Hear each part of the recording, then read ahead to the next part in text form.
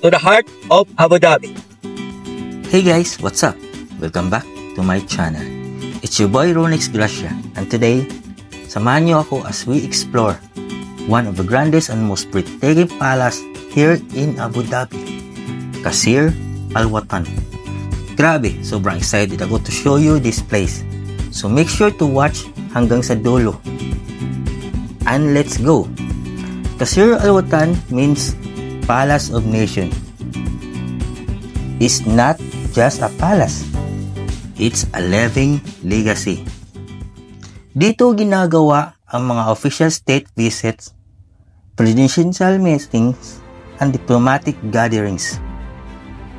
Kaya sobrang elegant and full of meaning ang bawat part ng lugar na ito.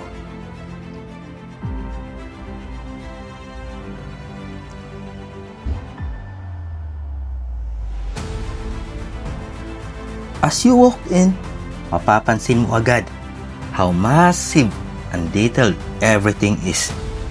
Yung marble floors, the open space, very regal and elegant. And syempre, perfect pang Instagram photos. Welcome to the Great Hall. And let me tell you, wow! Look at this dome. Ang taas, ang lawak. This is the heart of the palace. Kitang-kita mo yung blend ng traditional Arabian architecture with a modern touch. The patterns, the symmetry, the chandeliers. Every detail is flawless. Did you know that the dome above is 37 meters in diameter? And the whole hall covers over 100 meters in width.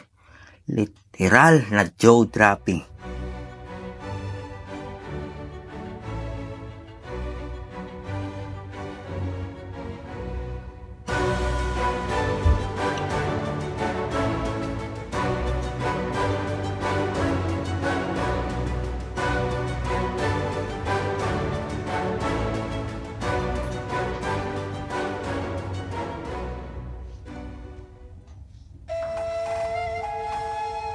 Now, we're here sa House of Knowledge.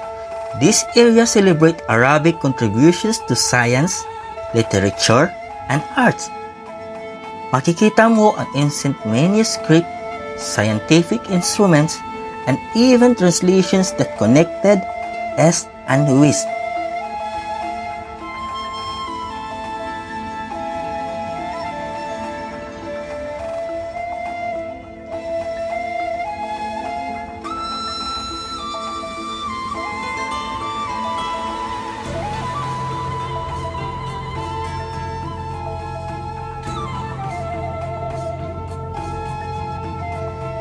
And this part is super interesting.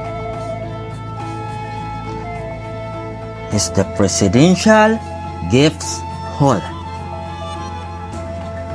All of these items were gifted to the UAE leaders from various world leaders, from swords to gold artifacts. Makikita mo kung gaano ka-respected ang bansa sa international relations.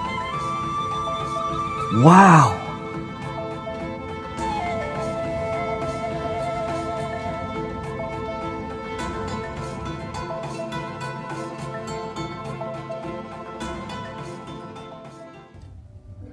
And we're now inside the Spirit of Collaboration Room.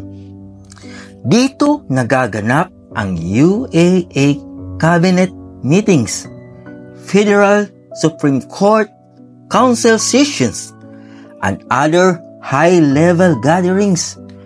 Grabe, nakakatayo na tayo ng mismong lugar kung saan iniikot ang future ng UAE.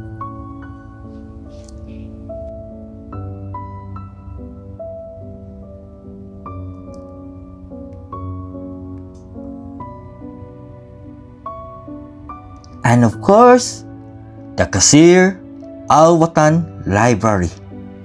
With over 50,000 books, this place is a knowledge sanctuary.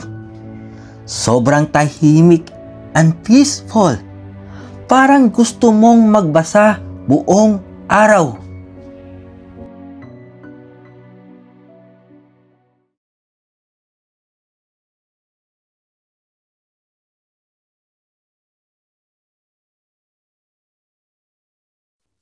Grabe guys, this experience really opened my eyes. The UAE, under the leadership of His Highness Sheikh Mohammed bin Zayed and Sheikh Mohammed bin Rashid, is not just focused on power, but also on wisdom, heritage, and the future. I'm proud to witness this. So kung nasa UAE ka, don't miss Qasr Al Watan. Worth it, sobra. This has been your boy, Ronex Gracia, reminding you to keep exploring, keep learning, and stay inspired. Like, share, and hit the bell icon para updated kayo sa next vlog.